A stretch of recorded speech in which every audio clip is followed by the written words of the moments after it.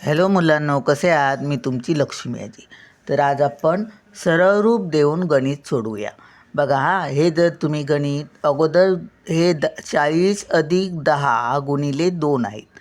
हे कसं सोडवायचं? हे जर तुम्ही पहिली बेरीज केलात तर काय होतं आणि गुणाकार का करायचा पहिला हे तुम्हाला मी समजावून सांगते. आता बघा हे 40 आहे, ते पैसे आहेत, समजा रुपये आहेत. हे 40 रुपये तुमच्याकडे आहेत आणि तुम्हाला जर मम्मीने 10 रुपये दिले आणि पप्पाने 10 रुपये, म्हणजे दोघांनी 10 गुणिले 2 म्हणजे 10 असे दोघांकडून येणार आहेत.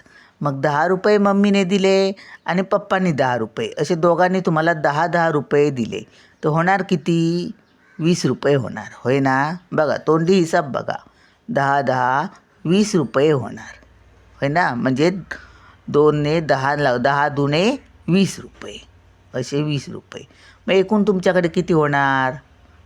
20 आणि हे शून्य, हे शून्य, शून्य, 2 आणि 4 आणि 2 6, 60 रुपये होणार, बरोबर ना? तोंडी हिसाब.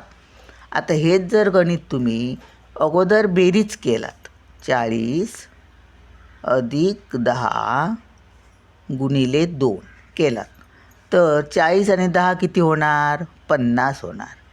आणि गुणिले 2 केलात तर किती होणार?